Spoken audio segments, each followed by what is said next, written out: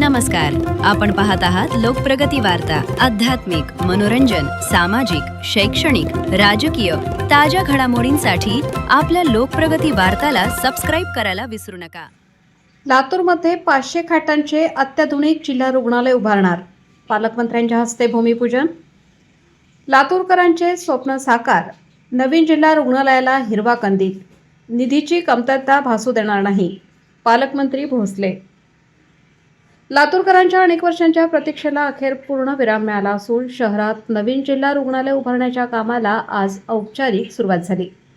नांदेड रोडवरील कृषी महाविद्यालय परिसरात राष्ट्रीय आरोग्य अभियानांतर्गत रुग्णालय इमारतीचे भूमिपूजन राज्याचे सार्वजनिक बांधकाम मंत्री तथा जिल्ह्याचे पालकमंत्री शिवेंद्रसिंहराजे भोसले यांच्या हस्ते पार पडले। यावेळी बोलताना पालकमंत्री भोसले यांनी सांगितले की सध्या 100 खाटांच्या रुग्णालयाचे भूमिपूजन होत असले तरी भविष्यात येथे 500 खाटांचे अद्ययावत जिल्हा रुग्णालय उभारण्यात येणार आहे। या प्रकल्पासाठी आवश्यक निधी कमी पडू दिला जाणार नाही अशी ग्वाही त्यांनी दिली। तसेच रुग्णालयाचे बांधकाम दर्जेदार आणि निर्धारित कालावधीत पूर्ण करण्याच्या सूचना त्यांनी संबंधितांना दिल्या। या कार्यक्रमाच्या अध्यक्षस्थानी सहकार मंत्री बाबासाहेब पाटील हे होते। यावेळी विधान परिषदेचे सदस्य विक्रम काळे, आमदार संजय बनसोडे, आमदार अभिमन्यू पवार, महापौर जयश्री सोनकांबळे, जिल्हाधिकारी डॉक्टर भारत बास्टेवाड, जिल्हा पोलीस अधीक्षक अमोल तांबे यांच्यासह अनेक मान्यवर उपस्थित होते। सहकार मंत्री बाबासाहेब पाटील यांनी या रुग्णालयामुळे जिल्ह्यातील नागरिकांना दर्जेदार आरोग्य सुविधा मिळतील असा विश्वास व्यक्त केला।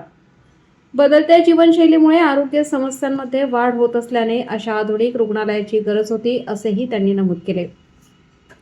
दरम्यान आमदार संजय बनसोडे यांनी या प्रकल्पाला लातूरच्या इतिहासातील महत्त्वपूर्ण पाऊल ठरवले, तर आमदार अभिमन्यू पवार यांनी या रुग्णालयासाठी विविध स्तरावर पाठपुरावा केल्याचे सांगितले।